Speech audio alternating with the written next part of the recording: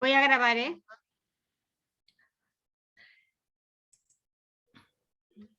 ¿Se ve la...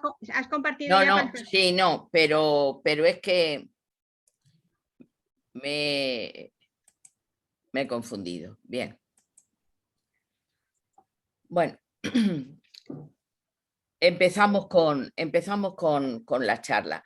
El título de las casas de Dios es alusivo a que todas las civilizaciones han creado, han construido templos. Esos templos son, lógicamente, la casa de Dios, pero en cada una de esas civilizaciones el simbolismo, la idea por la que se ha construido y la función para la que están es completamente distinto. Así que lo que pretendemos es ir pasando por algunas de esas civilizaciones, no por todas, y ver qué era la casa de Dios para esa civilización. En principio, veremos el templo egipcio. Bien, los egipcios tienen una religión politeísta y solo durante el reinado de Amenofis IV, Akenatón se le llamó también, tuvieron un dios que era Atón, pero después su hijo, Tutankamón, ya lo quitó y volvió otra vez al politeísmo. Por lo tanto, es una religión politeísta que durante el Imperio Antiguo tuvieron unos templos pequeños que estaban adosados a pirámides que servían de enterramiento. Y de estos templos pequeños se fue ampliando en el Imperio Nuevo al templo clásico griego, que es esta su estructura. En principio, lo que tenemos que ver es, están hechos de piedra. Los primeros, antes del Imperio Antiguo, antes de los predinásticos, estaban hechos de cañas y de madera y tal. Pero después se pensó que como los dioses son eternos, los templos debían ser lo más eternos posibles, por lo tanto, de piedra. Eran indestructibles. El prototipo de templo es este, tiene a la entrada un muro alto que es tronco piramidal y que está dividido en dos partes que se llaman pilonos. Representan los dos acantilados que hay a los dos lados del Nilo. Y aquí generalmente se ponen también unos obeliscos que también están llenos de relieves que hablan de la historia de ese faraón o de algo. Se puede entrar y esta entrada es libre para todos los fieles.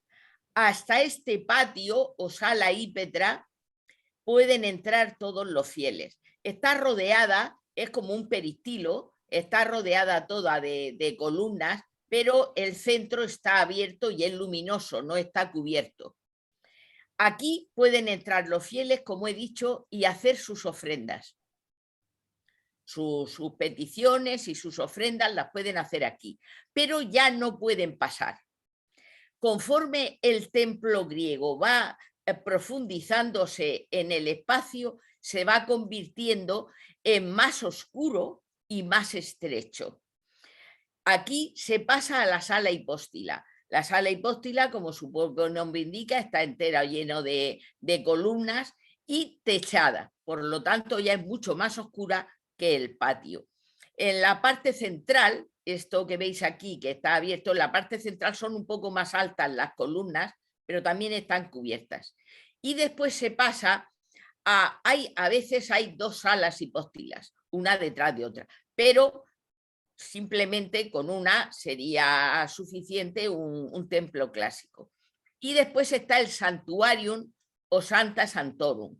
Y eso es mucho más oscuro y mucho más pequeño. Y en ese Santa Santorum habrá una habitación que es la sala de la barca de la procesión del Ipet. El Ipet es un día en el que se viajaba, se entraba aquí, o bien por esta avenida de las Esfinges, que ahora veremos ya al natural, o por el Nilo en una barca. Durante el reinado de la faraona Hatshepsut se fue en barca y se llegaba aquí y se hace una ceremonia que es renovar el nacimiento del faraón. Es como si fuera fecundada la madre del faraón por el dios, y hay una de los rituales que se llama el de abrir la boca, que lo que significa es el nacimiento, es como el nacimiento del dios. O sea, otra vez el dios ha engendrado en la madre del faraón y vuelve a nacer el faraón divinizado todos los años en esa ceremonia ritual que se hacía. Perdón. ¿Sí? Ah, pues, ¿y cómo te doy entrada? Eso.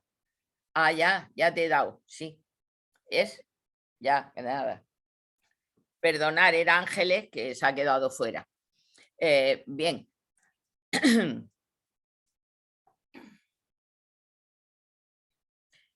Bien, aquí como veis he traído la representación de los templos más famosos, Karnak y Luxor. Hay un paseo de las Esfinges o avenida de las Esfinges, que es este, que va de uno a otro. Y este era primero el sitio que se hacía la procesión del Ipet, y cuando fue la faraona Hatshepsut embarca por aquí, de uno al otro templo. Vamos a entrar. Estas son las Esfinges que están a los dos lados de esa avenida. Y aquí vemos la entrada, los pilonos, estos son los pilonos, el obelisco y las estatuas enormes del faraón, en este caso Ramsés II. Así que vemos que este sería el sitio donde se haría esa procesión y llegaríamos al inicio de la entrada con estas imágenes muy de tamaño normal, y los obeliscos con todas las representaciones de algunos dioses y otras cosas. Esa es la estatua de Ramsés II, que es el que hizo Luxor. Y entramos a ese patio o sala hípetra que yo decía que era como un peristilo, porque estaba todo él alrededor lleno de columnas, pero no está techado, y hasta aquí pueden llegar los fieles y aquí presentar sus ofrendas. Así que en las paredes tenemos relieves de muchas clases, y vemos aquí, por ejemplo, el recuento de los prisioneros, que curiosamente no se contaban las cabezas sino los miembros, y se dividía por 2 o por 4 si contaban las manos y los pies, que la cosa era mucho más complicada, pero es como lo hacían. Así que aquí tenemos una representación de eso. Aquí hay instrumentos de cirugía y algunas dosis de medicinas y tal que se recetaban. Como veis, en las paredes era como un diario, escribían las cosas más relevantes. Y estas son estas columnas con la forma del loto, por eso se llaman lotiformes, y es la sala hipóstila del templo de Luxor, que es el que estamos viendo. Son unas columnas de un tamaño tremendo, fijaros el canon de las personas y mirar el de la columna. De alguna manera, cuando se hacen esas columnas tan tremendas, es precisamente para eso, para que veamos la diferencia que hay entre el hombre y los dioses y la divinidad a la que está encargada este templo. Al final, los templos egipcios son palacios para el dios. porque son de una riqueza inmensa y ya no es la casa del dios solamente, es el palacio del dios. Mirar la iluminación de noche, ya que lo estamos viendo, pues quiero que tengáis la oportunidad de verlos iluminados, que es espléndida. Seguramente que muchos de vosotros habéis tenido la oportunidad de verlo. Esta es la entrada, las dos estas de estatuas de Ramsés y la entrada. Otro de las salas hipóstilas que tienen algunas estatuas de Ramsés.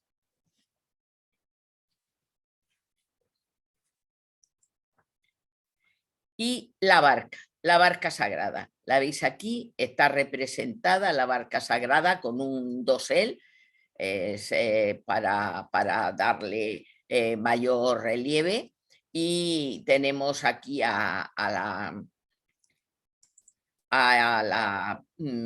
faraona o tal que estará debajo de él. En este caso digo faraona porque si era con barca sería Hatshepsut y si es el faraón pues está ahí. Está la sala de la barca, que es esta. Aquí vemos la barca sagrada metida dentro de esta habitación, como veis, completamente cerrada y sin ventanas. A estas habitaciones cerradas, que se consideraba que era la residencia del dios, entraban los sacerdotes que se ocupaban de todas las tierras que tenían los templos que los circundaban, y eran unas extensiones tremendas, pues le entraban la comida y le dejaban la mejor. Antes había que vestirlos, lavarlos y todo eso, y después le entraban la comida. Se suponía que de esa comida, la esencia de la comida, se la había comido el dios y a un tiempo prudente de habérsela dejado, la retiraban y se la comían los sacerdotes, y algunas veces era tan abundante que había también para otros operarios. Esta es el santuario o sala de la barca.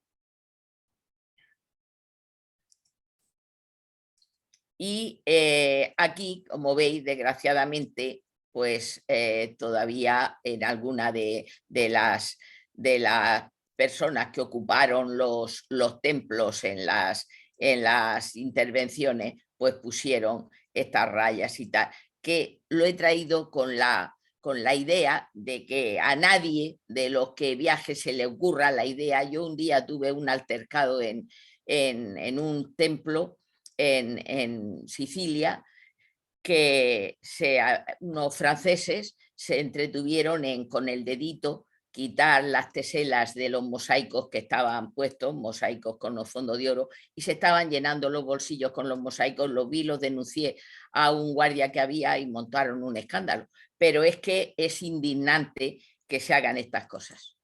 Bien, pues hemos visto cómo era el palacio o la casa de los dioses de Egipto, pero ahora tenemos otra casa de otro dios, que es la sinagoga. Bien, la religión judía es la religión monoteísta más antigua que existe. Ya sabéis que las religiones monoteístas son tres: la judía, la cristiana y la islámica. Bien, pues la más antigua de todas es la judía. Y el centro más sagrado para los judíos era el templo de Salomón o templo de Jerusalén. El templo de Salomón o Jerusalén, como lo veis aquí, estaba en una explanada que además se le ponía muro de contención alrededor. Bien, desgraciadamente hubieron dos destrucciones del templo de Salomón. La segunda destrucción fue en el año 70 después de Cristo. Fue Tito, el emperador romano, el que lo destruyó. Y dejó el muro de Occidente sin destruir, para que los judíos, siempre que lo vieran que los romanos habían podido destruir al templo del pueblo judío. Ese muro que quedó, que es este sería el templo, este sería el muro que rodeaba toda la edificación del templo. Pues este muro de Occidente quedó y es ahora el Muro de las Lamentaciones, un lugar sagrado, como sabéis, para los judíos. Bien, el judío, su casa de Dios es la sinagoga, pero la sinagoga es no un lugar sagrado, sino una casa de estudio. Es un lugar para estudiar, que de paso se reza algunas veces, pero es para estudiar las sagradas escrituras, el idioma hebreo y la tradición hebrea. Así que vamos a ir viendo de dónde viene esa casa. Lo más sagrado para ellos, ya os he dicho que era el templo de Salomón, pero porque el templo de Salomón se hizo a imitación del tabernáculo. El tabernáculo es lo que Dios inspiró a Moisés y le dice en el monte Sinaí y le da las instrucciones de cómo tiene que ser ese tabernáculo, que será el primer templo que ellos tendrán para poder rezar y que es itinerante, lo llevan de un sitio a otro. Es un lugar que tiene 30 codos de largo y dividido en 2 salas. La primera sala tiene 20 codos y en ella se encuentra un candelabro de 7 brazos, que ya sabéis que es la menorá, una mesa con los panes de la proposición. Los panes de la proposición están en una mesa que es de madera de acacia, recubierta de oro, y hay 12 panes que renuevan todas las semanas. Esos panes son de harina de trigo y están recubiertos o polvoreados de incienso. Y hay 6 y 6 que son las 12 tribus de Israel. Así, y después hay un altar donde se queman los perfumes y toda esa que hay ahí. Tenemos después esa sala que está dividida con un velo transparente. Habréis oído algunas veces decir que la Virgen estaba tejiendo el velo del templo y tal y cual. Bien, pues el velo del templo es este que divide esta estancia donde se encuentra el Arca de la Alianza. En el Arca de la Alianza, que es un arca que tiene unas andas para poderla transportar, están las tablas de la ley rotas, que ya sabéis que rompió Moisés, la vara de Aarón y no recuerdo qué otra cosa. Me parece que esas 2 cosas. Bien, pues este es lo que tomaron en principio para poder entrar, tomaron como modelo. Este es la mesa de los panes de la proposición, para que veáis cómo, más o menos cómo es. Y este es el tabernáculo, que está reproducido y hecho como eran los primeros, la menorá, la mesa de los panes de la proposición, con los 6 panes en los 2 lugares, el altar de quemar el incienso y los perfumes, y ahí la sala de la alianza. Ah, sí, ya recuerdo. Dentro del Arca de la Alianza está eso que os he dicho y la Torá. Bien, esta es la que hicieron movible para llevarla por el desierto y esta es la primera sala donde están esas cosas que ya hemos dicho y aquí donde está el Arca de la Alianza. Se hacía con esta es la Torá, los rollos de la Torá, ya sabéis que eso es para ellos es importantísimo y es lo que hacen aquí, estudiar la Torá, las Sagradas Escrituras, la tradición y el idioma hebreo. Así era, aquí tenían el tabernáculo, hacían alrededor como una empalizada donde dejaban entrar pues, a las personas que acudían a hacer algún culto o algo, y así fue itinerante hasta que se hace en el siglo X a.C. el primer templo de Salomón, que será el primer templo que no se mueve. Y después ya se hará un segundo templo cuando los babilonios rompen el primero, se hará un segundo templo y serán los romanos los que lo destruirán y ya no quedará más que el muro de las lamentaciones. ¿Por qué?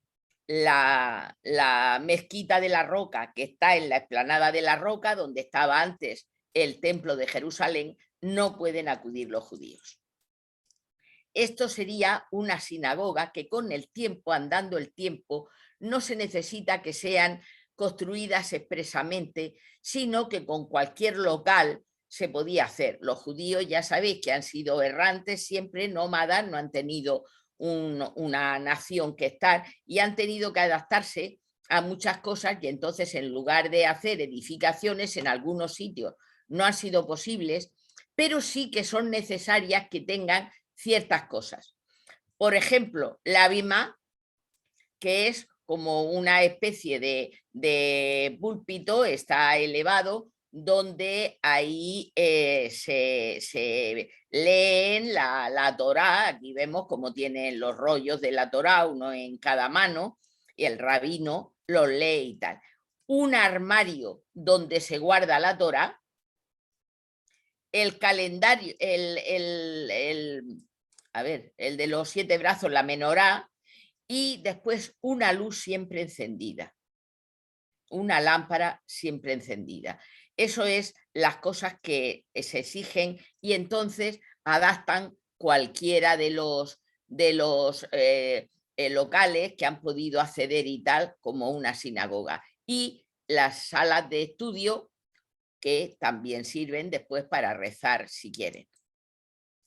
Nosotros guardamos en Toledo una preciosa sinagoga que se llama de Santa María la Blanca, que seguramente la habéis visto la mayoría de vosotros, pero es que aquí está enraizada el arte musulmán con la tradición judía, y es para la religión judía, pero con arcos de herradura califales, como veis, no arcos de herradura visigodos, sino arcos de herradura califales, y está adornada, como veis, con arcos, ahora los veremos, unos arcos polilobulados, también muy típicos del Islam. Estos arcos polilobulados son muy típicos del Islam y están en esta sinagoga de Santa María la Blanca, que la hace muy singular por eso, porque es una casa para el estudio, una sinagoga, y sin embargo está hecha con el estilo de los musulmanes, ya que allí en aquel momento coincidían las 3 religiones. Y también tenemos, igual en el mismo Toledo, la sinagoga del Tránsito, que tiene un techo que también tiene una raigambre mozárabe o musulmana, como veis es de artesa invertida, un techo de artesa invertida con tirantes, y que todas las paredes están adornadas con ataurique, con la forma de adornar de los musulmanes.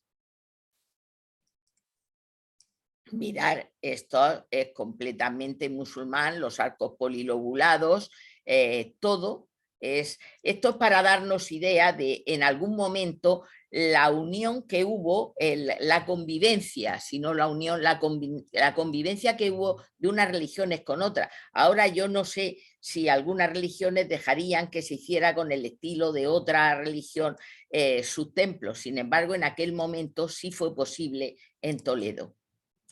Y ya hechas para que podamos verlas, por ejemplo, en el Cairo, si tenemos, esta es la gran sinagoga del Cairo, y aquí tenemos la bima, donde se sube el rabino, y aquí lee la Torá, el armario de la Torá, la lámpara permanente, y donde aquí también está la menorá.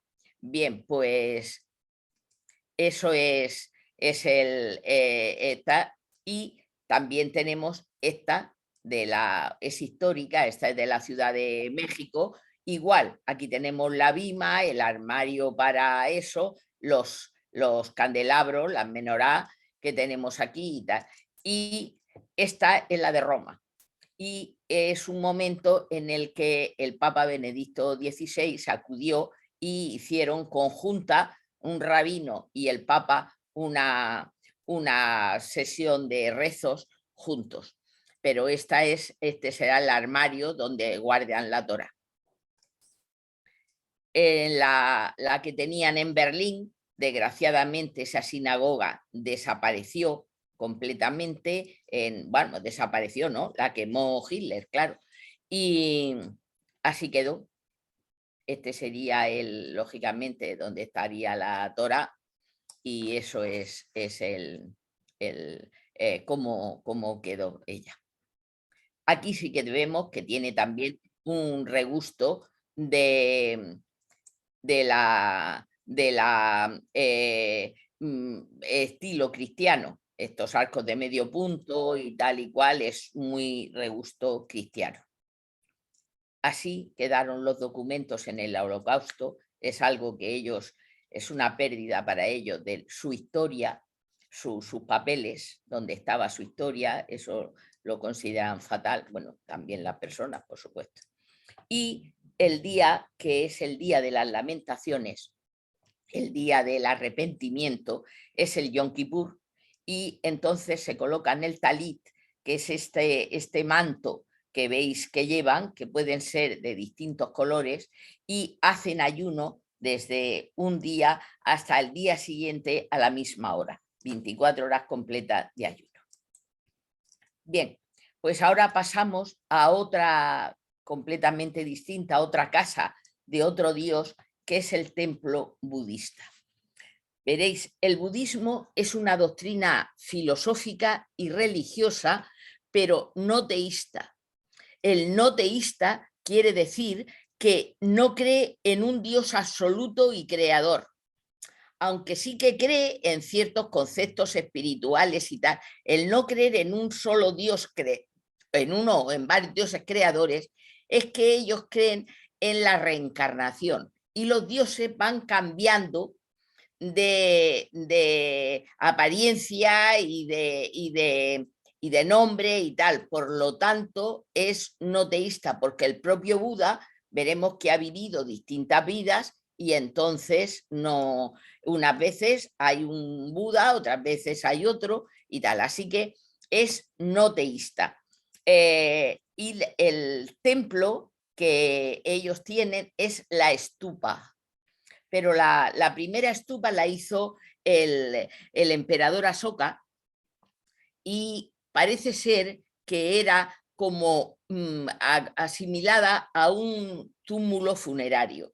Incluso se piensa que se hizo para guardar las cenizas de Buda, pero lo cierto y verdad es que las estupas representan el cosmos. Vamos a ver, estamos todos acostumbrados a ver ese Buda gordito, con buen aspecto, como muy, muy tranquilo, muy bien. Y también existe este Buda asceta. Por lo tanto, es por lo que no creen en un solo Dios, no en uno solo, sino en un Dios creador, porque cambian esos conceptos espirituales, cambian con la reencarnación. Y esa es lo que es una estupa. Y una estupa es un lugar para guardar reliquias. No es ni la casa del Dios para que él viva, ni nada de eso, aunque tengan un Buda dentro. Pero está hecho con la idea de que sea para reliquias. Ya os digo que la primera se hizo para las cenizas de Buda. Por lo tanto, tiene ese carácter. Y consta de una plataforma circular. Está, bueno, circular o cuadrada, eso no, en este caso es circular, pero es cuadrada. Y encima hay un cuerpo que es esférico, que representa el orbe, representa el techo celeste, y está aquí. Y arriba hay una empalizada cuadrada, que aquí es donde se supone que está instalada la divinidad. Y después un eje que une este cuerpo esférico con arriba, con la empalizada, y sigue arriba, y se le van colocando anillos según las reliquias que tenga, y los anillos serán más o menos grandes según la importancia de las reliquias. Por lo tanto, cuando veáis una estupa, dependiendo de la cantidad de anillos, así será la importancia de la estupa. como ya sabéis que el budismo se extiende por muchos países, hay algunos países que hay algún cambio, pero en general el clásico es que la stupa sea así. Por ejemplo, tenemos la stupa de Sanchi en la India, que es un bien de la humanidad, un bien cultural de la humanidad, y vemos efectivamente ese cuerpo esférico que hemos dicho, la empalizada arriba y algunos anillos. Las puertas que hay para entrar a ese camino que rodea a la estupa se llaman toranas. Esto es una torana, una puerta donde se puede acceder a ese camino que está alrededor de la estupa y que puede ser un camino procesional. Se pueden incluso hacer algunas rituales, algunas procesiones por aquí. Y de vez en cuando, algunas veces a los 4 puntos cardinales, están las toranas. Esas toranas suelen ser muy decoradas y en este caso, en esta de estupa de Sanchi en la India, es una preciosidad. Mirad cómo está trabajada esta torana. Aquí, en todas estas decoraciones, ellos van contando historias de su vida. Ya sabéis que Buda, una de las vidas de Buda, el Buda Gantama, pertenecía, dicen, a una clase noble o seguramente un príncipe, eso no está muy bien establecido, y su padre no lo dejaba salir mucho a la calle, pero la tradición cuenta que él tuvo 4 encuentros. Se escapó, digamos, de su casa y la primera vez que se escapa de su casa se encuentra con un anciano que él no había visto nunca porque en su casa eran todos jóvenes. La segunda vez que se escapa se encuentra con un cadáver que tampoco había visto nunca. La tercera vez con un enfermo y el cuarto con una asceta. Cuando vio todo esto, tenía 29 años y después de conocer esos 4 encuentros, decide iniciar una búsqueda personal para investigar el problema del sufrimiento, para ver por qué se sufre, porque esas personas que él había visto, todas habían sufrido, y decide hacerlo. Pero se hizo un ayuno tan enorme que estuvo a punto de morir de hambre. Y entonces se dio cuenta de que los excesos no son buenos y que era mejor hacer ayuno, pero no tan grande, y tener energía para seguir pensando y para seguir trabajando. Y es cuando encuentra lo que se llama en el budismo el camino medio. Hay que hacer ayunos, pero no excederse. Bien, él llegó al convencimiento, después de colocarse debajo de la higuera, pensando y tal, de que tenemos sufrimiento porque tenemos deseos, porque tenemos ilusiones, que si nosotros no deseáramos nada o no tuviésemos ilusiones, no pasaría nada si las perdíamos, no sufriríamos. No hay que desear nada para no sufrir si lo perdemos. Eso es el estado que ellos llaman nirvana. Y eso es a lo que él quiso llegar. Hay reflejadas en estas decoraciones algunos de esos encuentros cuando sale y tal. Y aquí abajo, que es esto, nos cuentan la tradición del príncipe Bintara, que es un príncipe que tenía en su país, tenía un elefante que llovía cuando él quería, y cuando había sequía y él quería, llovía. Y un rey de un país vecino se lo pidió y le dijo que se lo dejara porque ellos tenían mucha sequía, no que se lo dejara, que se lo diera, porque ellos tenían muchas sequías, y dijo, pues muy bien, y se lo dio. Y el pueblo se enfadó mucho, ya que había dado un elefante que para ellos era tan necesario, y lo echan. A él, a la mujer y a los hijos los echan del país. Así que se marcha con 2 caballos, un carro, los 2 hijos y la mujer. Y 2 brahmanes le salen al camino y le dicen que le den los caballos, y se los dan. Sigue andando y se encuentra ya llegando a la selva, a otro brahman que le dice que le dé el carro y se lo da. Y ya estando viviendo con sus 2 hijos y su mujer en la selva, hay otro brahman que le pide a los hijos y se los da, y él sufre porque ve que los golpea y que no los trata bien. Hay otro brahman que le pide a su mujer y se la da también. Y eso no era otro que un dios, el dios Indra, que estaba probándolo a ver hasta dónde llegaba su generosidad. Así que lo hizo rey, salió de allí en un caballo y muy bien, y el suegro recuperó, el abuelo de los niños, recuperó a los niños. O sea, que al final todo terminó bien, y esto es lo que cuenta aquí en todas estas decoraciones que tiene la Toraná de Occidente de la estupa de este. Bien. Aquí tenemos el elefante que hacía la lluvia y tal, adornado con estas cosas, que además es de una calidad extraordinaria estas esculturas. Aquí el príncipe Vivarata también con la mujer y los niños.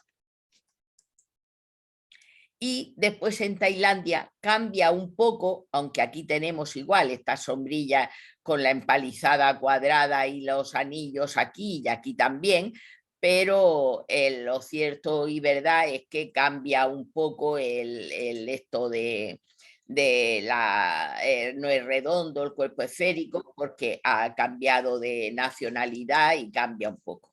Aquí tenemos un detalle que de este Buda, que vemos que no es el Buda ascético, que es el otro Buda más, parece que está en nirvana porque está a un estado muy tranquilo. Y nos vamos ya a otra casa de otro dios, que es el templo griego. Como vemos, esta es la Acrópolis de Atenas, y donde está el templo griego más hermoso del mundo, que es el Partenón. Bien, tampoco el templo griego es también una religión politeísta, y el templo griego es la casa del dios, de un dios solo, aunque sea politeísta. El templo es de un dios solo y de nadie más, porque no puede entrar nadie al templo. Todas las ceremonias que se hagan se hacen en la calle. Las bodas, todo lo que se hacía aquí, en el pronaos, fuera del pronaos, aquí es donde se hacían, pero no tenía acceso al interior, al espacio sagrado que se llama cela, ahora lo veremos, no lo tenía nadie más que el sacerdote o sacerdotisa encargado de ese dios. Vamos a ver las partes de un templo. Vemos aquí estas columnas que tiene delante, que dan paso al pronaos. Aquí hay un espacio entre la entrada al templo y estas columnas que se llama pronaos. Después pasamos a la cela o lugar sagrado, que es esta, donde estaba la estatua del dios. Perdón. Y después, aquí detrás estaba el opistodomos. El opistodomos es una sala que algunas veces tenía una apertura por aquí detrás y otras no. Y esa sala se guardaban los tesoros de los dioses y los tesoros de las personas. Actuaba como un banco ahora, como las cajas de los bancos. O sea, el señor que tenía algo que guardar y que no quería que se lo robaran, oro, lo que fuera, lo llevaba allí, porque sabían que allí nadie lo iba a robar aunque no tuviera guardia, porque era tan duro el castigo que se suponía que iban a dar los dioses a la persona que profanara el templo, que nadie era capaz de robar. Así que el opistódomo servía como un lugar de guardar los tesoros. En el Partenón tenemos esta procesión de las Panateneas, que es uno de los relieves que circulaba alrededor de todo el Partenón, y que, como veis, es una preciosidad. Era la fiesta de las Panateneas, donde las chicas de Atenas le habían bordado un peplo a la diosa y iban a entregárselo al templo. Y aquí se supone que los dioses esperaban la llegada de estas chicas para agradecerles la entrega. Bien, como vemos, este es como está, desgraciadamente está peor ahora, pero este es como está el Partenón, y uno diría que es una estructura de verticales y horizontales. Es lo que uno ve, líneas rectas, verticales y horizontales. Bien, pues no, no hay ni una sola línea recta ahí, ni una. ¿Por qué? Pues porque hicieron correcciones ópticas para que nosotros, desde nuestro tamaño, veamos bien esta gran altura que tiene. Hay que hacerle unas correcciones para que lo veamos bien. Y estas son las correcciones que tiene. O sea, la plataforma, el estilobato, que es como se llama esto, el estilobato no es recto, sino que tiene una pequeña curva en un lado y en otro. Después, por supuesto, arriba también, claro, en el techo también. Después, las columnas no son rectas porque no son iguales.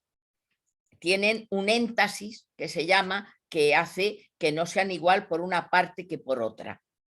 Las de las esquinas son un poco más gruesas que las otras. Y cuanto más se acerca a las esquinas, están un poco más cercas una de la otra que las de aquí. Y además no están puestas rectas, están un poco remetidas hacia adentro para que no parezca que se nos va a caer encima cuando lo miramos. Así que, como veis, líneas rectas tiene muy pocas. Pero es que en el siglo V antes de Cristo, que es cuando Histinos y Calícrates hicieron este templo, ya sabían las correcciones ópticas que habían que hacer para que lo viéramos bien. Esa es la grandeza de esta civilización griega, que desde luego no aprenderemos bastante nunca de ella. En los tímpanos tenían representaciones como, por ejemplo, del nacimiento de Atenea. Y ya sabéis que Atenea nace de la cabeza de su padre, porque su padre se tragó a su madre cuando estaba embarazada, a Metis, y el embarazo siguió en el cuerpo de Zeus, pero en la cabeza. Cuando él consideró que esa gestación había llegado ya a su término, le dijo a uno de sus hijos, que está aquí, unos dicen que Vulcano y otros dicen que Mercurio, que con un hacha le abriera la cabeza. Le abre la cabeza con el hacha y sale la hija adulta con el escudo, la lanza y todo, o sea, muy bien. Y aquí estaban todos los demás dioses, sus tíos, Hera, Neptuno y tal, todo aquí viendo el nacimiento de Atenea. Y en el otro tímpano, lo que había es la lucha por la ciudad de Atenas de Poseidón o Neptuno y Atenea. Todos los dos querían, tanto Neptuno, Poseidón, como Atenea, querían ser guardadores de la ciudad de Atenas. Cuando se fue a crear la ciudad, los habitantes de la ciudad dijeron, como tenían que decidir que uno u otro, dijeron que dijeran qué podían hacer ellos por la ciudad para que se decidieran por uno u otro. Bien, pues Neptuno Poseidón clavó el tridente en el suelo y salió una fuente de agua salada. Y eso a los griegos pues los dejó un poco fríos, porque ellos agua salada tenían toda la del mundo, porque Atenas ya sabéis que está al lado del mar y dicen pues eso no sirve mucho. Y después Atenea clavó la lanza y surgió un olivo. Entonces sí que se pusieron muy contentos porque el olivo sí era un árbol que podía resultarle a ellos beneficioso. Así que eligieron a Atenea y además a la ciudad le pusieron su nombre, Atenas. Y esa es la historia que cuentan los dos tímpanos del Partenón. Estas son las metopas, que desgraciadamente no están puestas, sino que están en el British en Inglaterra, y es la lucha de los centauros con los lapitas. Y ya que hemos visto ese templo del dios griego, vamos a pasar al templo o la casa del dios del islamismo, que es la mezquita. Bien, la mezquita no es un lugar sagrado. La mezquita es un lugar para rezar. Pero cuando no hay rezos, la mezquita no es un lugar sagrado y vamos a poder verlo ahora. Vamos a ver, bueno, aquí como veis, esto es una representación de la mezquita de Córdoba que conocemos todos. Vamos a ver las partes de una mezquita. Una mezquita debe tener un patio o san. El patio se llama san. Y en ese patio debe haber una fuente.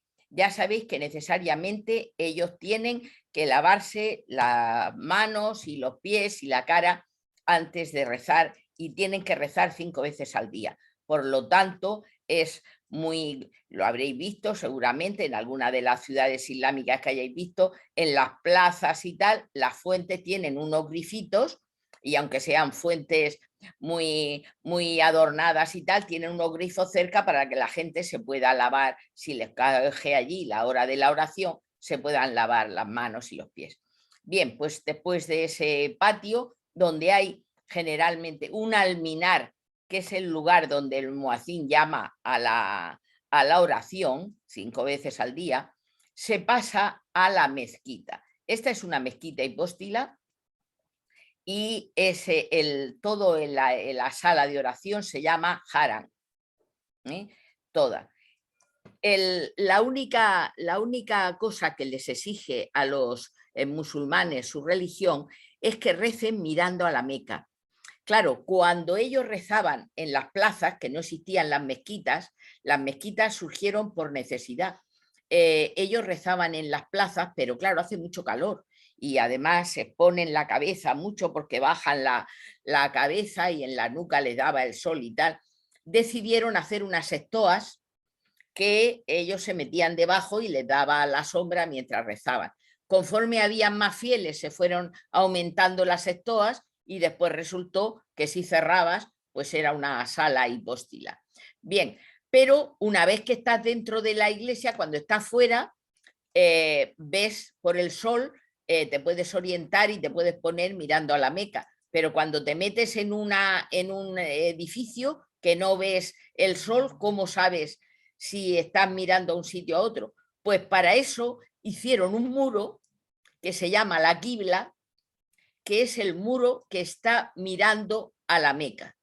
Pero claro, también se puede pensar, y una vez que estén dentro hay 4 muros, ¿cuál es el que mira a la Meca? Pues para saber qué muro es el que mira a la Meca, se hace el mihrab. Se hace este espacio aquí un poco recóndito que es el mihrab, que no es la parte más sagrada ni nada. La parte más importante es la qibla, el muro que dice hacia dónde tienes que mirar. Lo único que indica el mihrab es que este muro es el de la qibla, ni este ni este, este.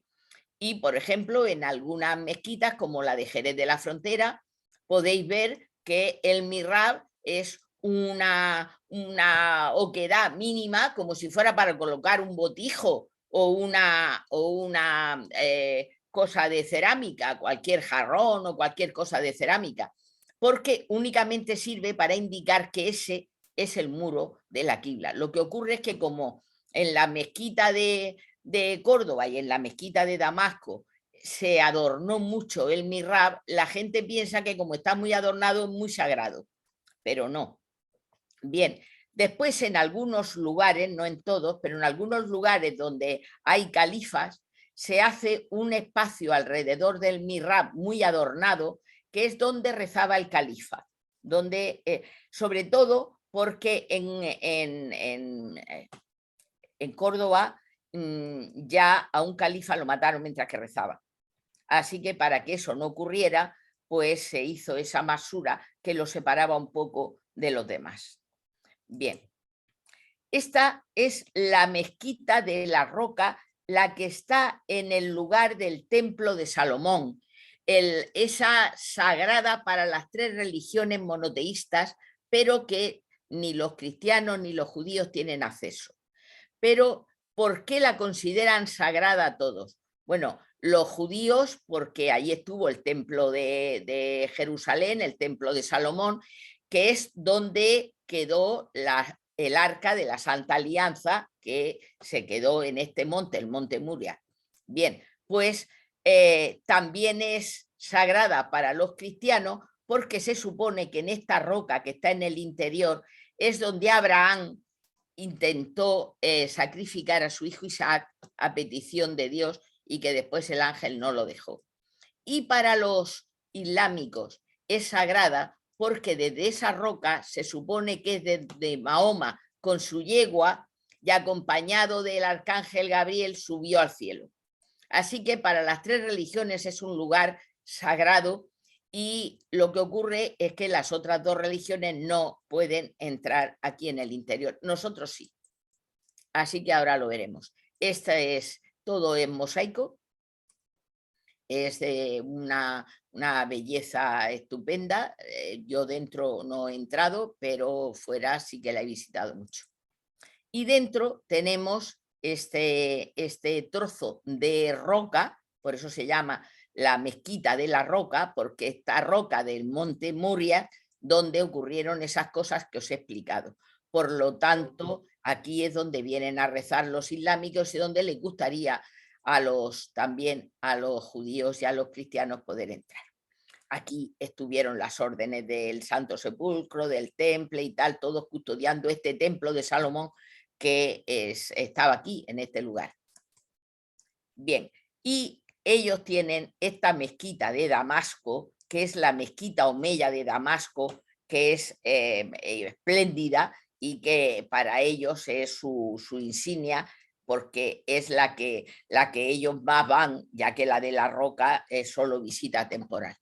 Bien, pues vamos a entrar en el patio Osán de esta, que tiene este pabellón que se le llama el pabellón del tesoro, y efectivamente aquí se guardaban tesoros, y que está todo él adornado con unos mosaicos de oro y verdes, son mosaicos dorados y verdes, que son una preciosidad. Y no solo es el pabellón del tesoro el que está adornado así, este es perdón, de más cerca, sino que también está adornado todo este atrio antes de entrar a la mezquita, que está todo también lleno de mosaicos dorados y verdes y tal. Y este es el interior. El interior, ya veis que es hipóstila también, tiene columnas superpuestas, también no con la gracia que están superpuestas será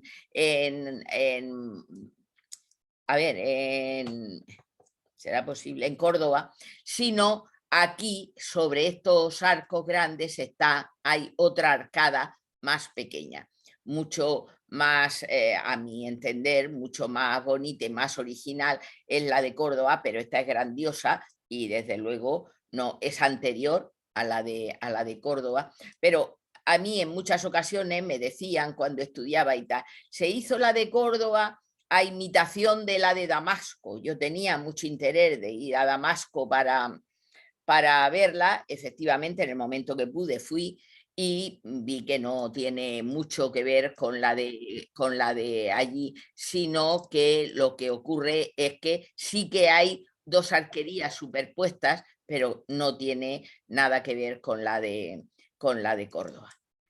Bien, aquí vemos esas alfombras magníficas que ellos hacen, esas alfombras orientales que a nosotros nos gustan tanto, pues está lleno.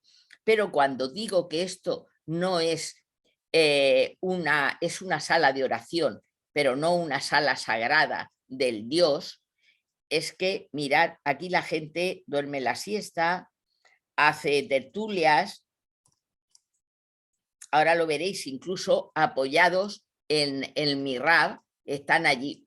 Mientras que rezan, están muy respetuosos y los recitan, pero cuando se acaba el rezo, como es una sala que para lo que es para rezar, pues después ya se quedan allí fresquitos, comen, duermen la siesta y todo. A mí me costó trabajo creerlo hasta que no lo vi. El techo es de madera, igual que la de Córdoba. ¿Lo veis? Son unas vigas pintadas, igual que en la de Córdoba, y esta es la arquería superpuesta a esta primera, pero que tiene mucho menos encanto que el que tiene la de Córdoba.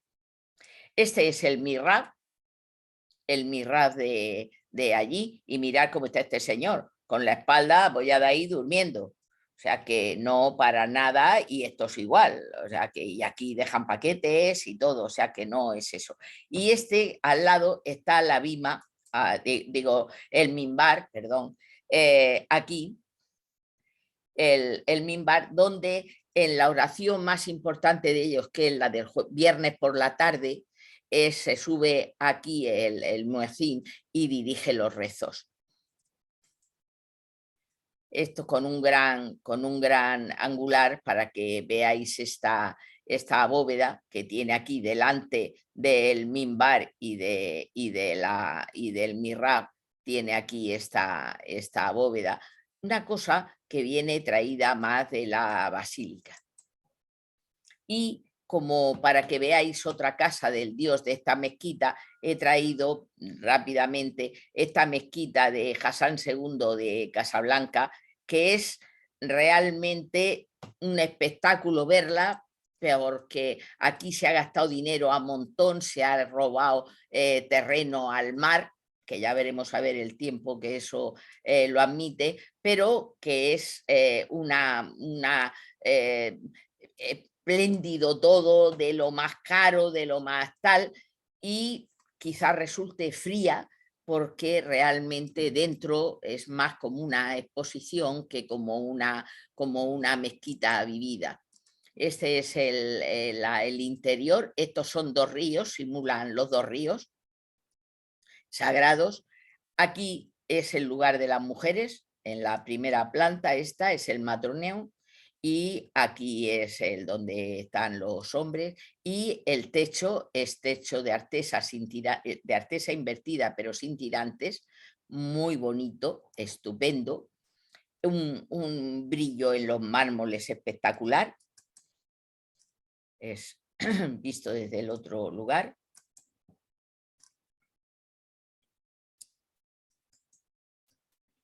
Es como si fuera agua, como estáis viendo, vuelve a reflejarse todo aquí como si fuera agua. Te da miedo pisar porque dices, Dios mío de mi vida, si esto parece agua. Y este es todo arcos polilobulados para pasar de un lugar a otro. Y el lugar de las mujeres, las tribunas para las mujeres, que se sube por esta escalera, y ellas están aquí en otra posición. Es grandiosa, todo de unas dimensiones y de una riqueza que te apabulla. Y esta es la fuente para las abluciones. Yo aquí, ingenua de mí, cuando vi estas salas con estas fuentes tan bonitas, acostumbrada a ver en las fuentes donde se lavan los musulmanes y tal, a la guía que llevábamos le pregunté y le dije, oiga, pero ahora para la hora de rezar van a venir a lavarse, porque yo no me lo quería perder, digo, si puedo, quiero verlo. Y digo, van a venir a lavarse, y dice la guía, vienen todos lavados de su casa. Y dije, ya lo comprendo, porque claro, esto no lo utilizan para lavarse ni nada, por eso está así, y tampoco quieren que se lo estropee. Estas son las fuentes. Claro, imaginaros aquí si empiezan a entrar de cualquier manera, que vengan del campo, de trabajar, del mercado, de tal, de cual. Así que vienen todos lavados de su casa y aquí no hace falta que se lave nadie. Mirad la piscina, que también es para inmersión y para lavarse, es todo de una limpieza, de una riqueza. Algo que no te acaba de gustar por lo frío que resulta, porque no lo ves vivido, pero desde luego espectacular, tanto en tamaño como en la riqueza de los materiales, en todo. Es algo espectacular. Bien, y vayamos ahora a casa de otro dios, que es el templo maya, los templos de Mesoamérica, que como sabéis, ellos también tienen una religión politeísta. Ellos creen en dioses que tienen que ver con los fenómenos de la naturaleza. Son dioses para la lluvia, dioses para la tempestad y tal. Pero curiosamente, sus dioses tienen dioses buenos y dioses malos, que no son prescindibles unos de otros, están intrincados y que se suceden unos a otros como la noche se sucede al día. Los dioses buenos, pues son la lluvia, el buen tiempo, las cosechas, las buenas cosechas, tal, y los malos, pues son las epidemias, las sequías, tal. Y claro, como una cosa se sucede a otra, pues ellos, los dioses buenos y los dioses malos, están juntos y se separan de unos a otros. Esta casa del dios está aquí arriba de las pirámides. Estas pirámides no son como las de Egipto, funerarias. No, simplemente son para poner el templo del dios aquí arriba. Y esta cresta que suelen tener los templos, esta es más alta, hay otros que la tienen más baja y otros que no la tienen. Pero generalmente lo ponían con relieves de los que mandaban, de los gobernantes de ese momento, para que se les pudiera ver desde muy lejos. A estos templos que están aquí arriba no puede subir tampoco el fiel. También se hace las funciones religiosas se hace fuera. Pero estos dioses ocurre una cosa. El dios que ellos tienen, o sea, Quetzalcóatl, está representado, sabemos que es Quetzalcóatl, pero la representación se llama Kukulcán. Y este Kukulcán es la serpiente emplumada. Ya sabéis que ellos se dejaron asustar cuando llegaron los españoles porque llevaban barbas y ellos pensaron que esas eran las serpientes emplumadas que a ellos le habían dicho que un día llegarían y tal y cual. Así que se asustaron un poco porque, como veis, los indios no tienen mucha barba. Así que llegaron y hacen estos templos. Ya os he dicho que están dedicados a dioses que tienen que ver con los fenómenos atmosféricos. Y después ocurre una cosa. Estos dioses son sobrenaturales. El hombre, que es humano, se alimenta de maíz, pero ellos pensaban, ya sabéis que el maíz era el alimento base de ellos. Se alimentan de maíz, pero los dioses, que son dioses sobrenaturales, para seguir viviendo deben tomar algo que sea también sobrenatural. Y lo que consideran que es sobrenatural es la sangre, y por lo tanto hay que hacer sacrificios humanos, sangre y corazones humanos, hay que hacer sacrificios humanos para que estos dioses no se mueran, porque el día que esos dioses se mueran, dejará de llover, dejarán de las buenas cosechas y todas esas cosas. Por lo tanto, hay que mantenerlos vivos y hay que hacer sacrificios cruentos. Cuanto más doloroso sea el lugar de donde se hace y tal, mucho mejor para el dios. Y cuando la persona más importante sea, mejor es esa sangre también para el dios. Así que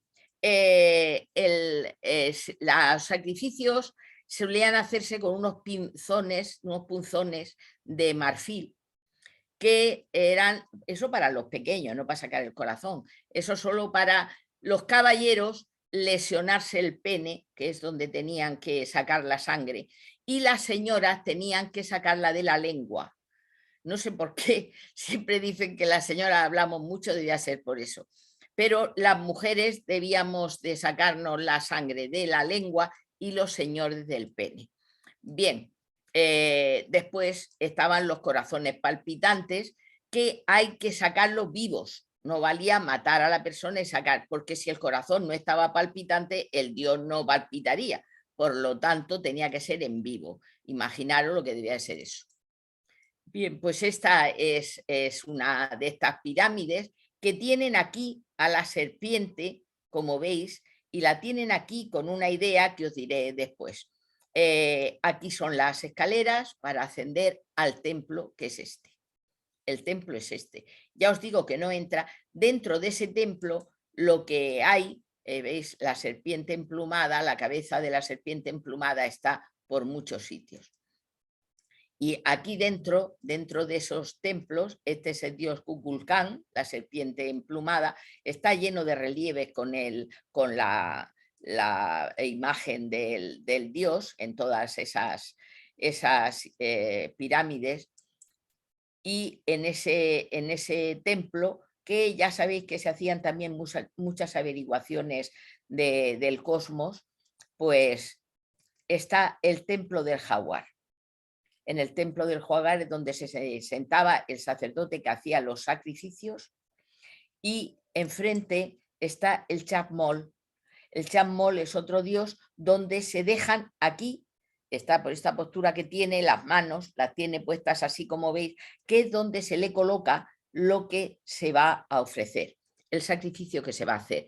La sangre que se quitaba tanto del pene como de la lengua como tal, después se mojaban papeles en ella y se quemaban los papeles para que los recibieran los dioses desde su morada.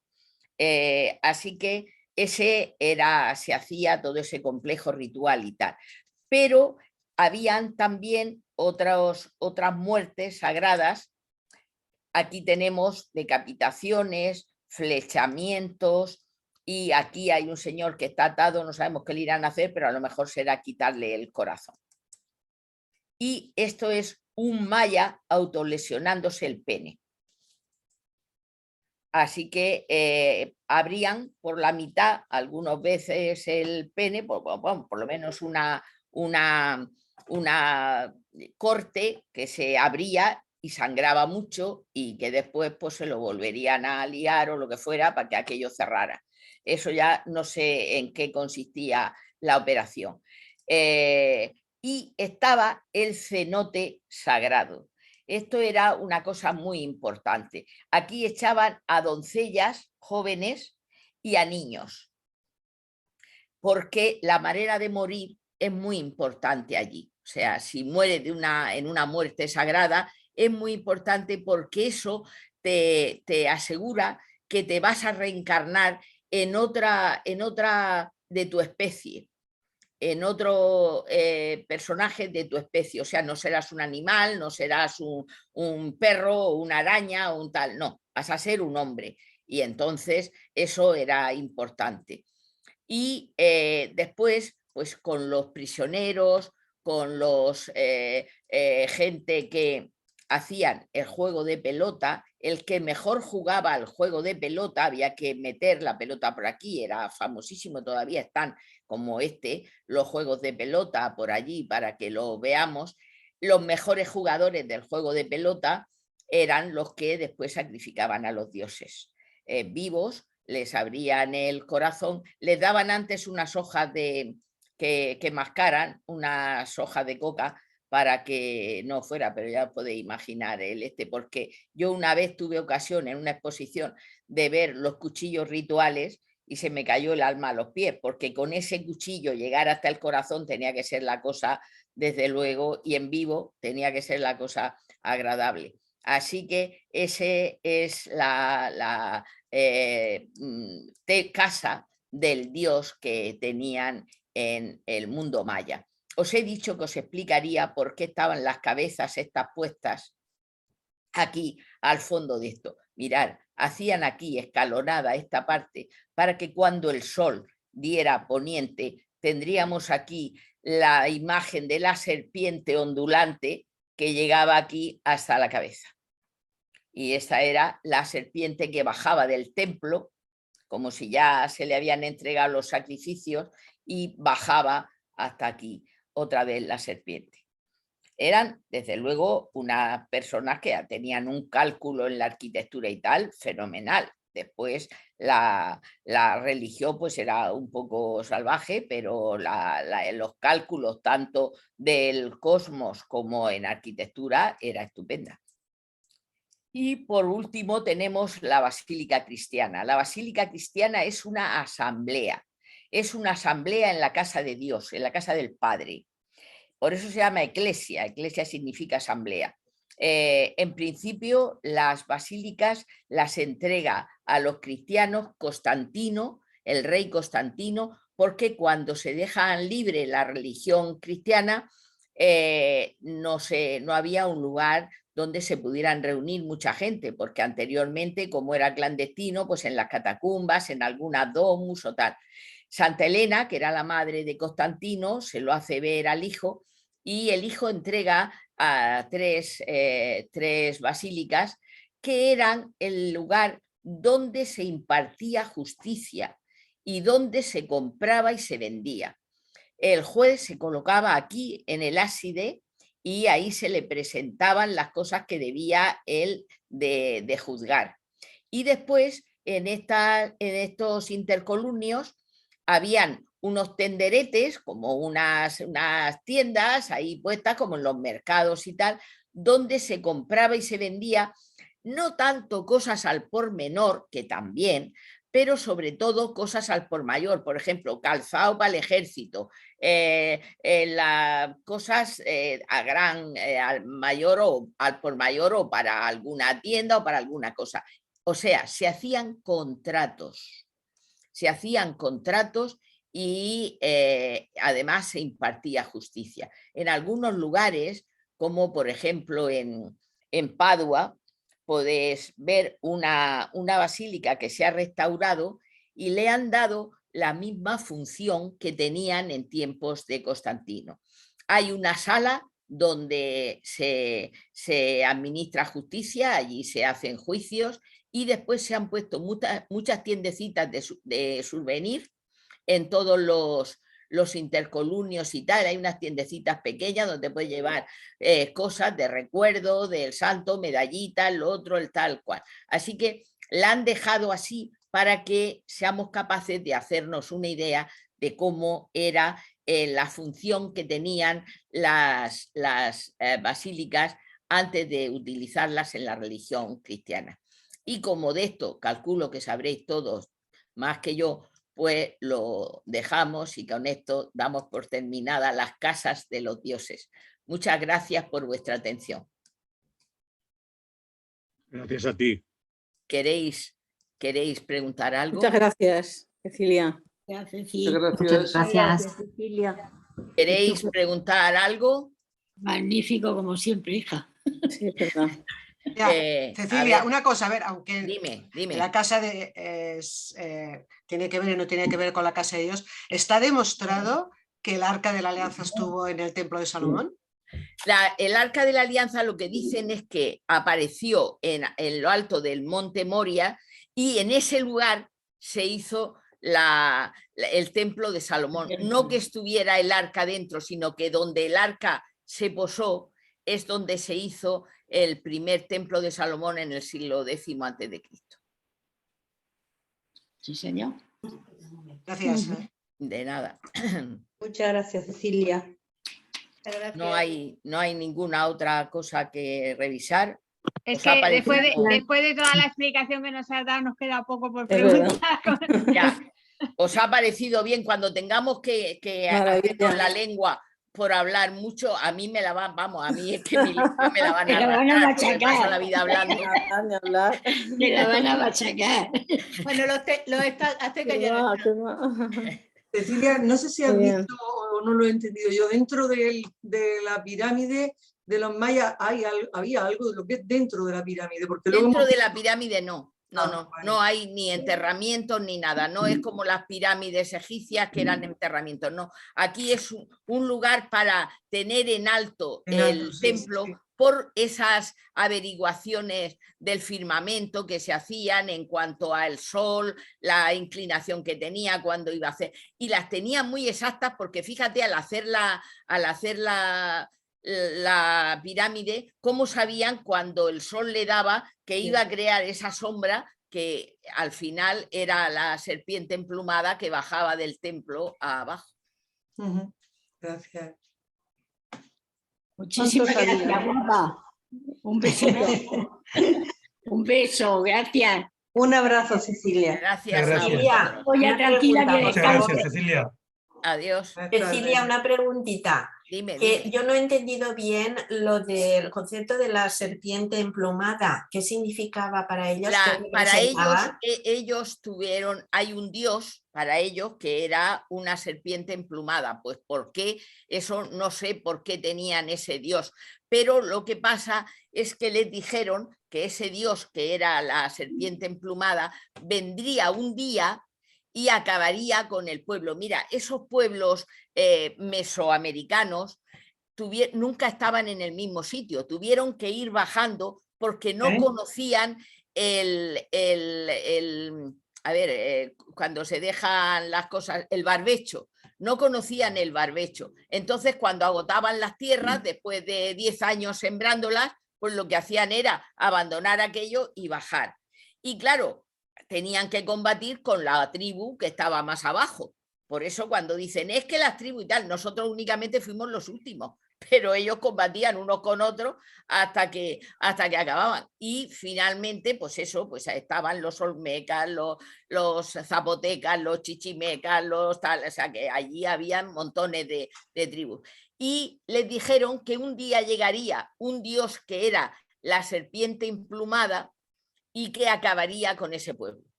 Ellos, cuando vieron a los españoles, pensaron, entre que no hayan visto nunca un caballo, los vieron montados a caballos y creían que eran centauros, y después con las barbas pensaron que eran serpientes emplumadas, y al principio tenían miedo de acercarse a ellos.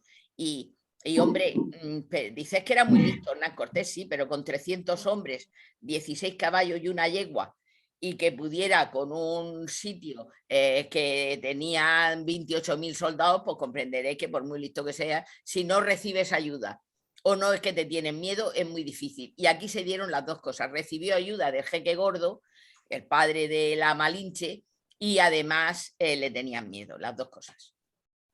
Vale, gracias. De nada. ¿Alguna otra cosa? ¿No?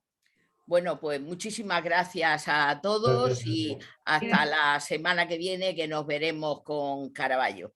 Y gracias a ti. Gracias, Cecilia. Adiós. Gracias a ti, Cecilia. Gracias por las 3 Cecilia. citas de esta semana. Gracias por las 3 citas de esta semana. Muchas gracias. Gracias a vosotros, que me Es un ayudáis, placer, es un me placer ayudáis a escucharte. pasar una semana detrás de otra. Hasta luego.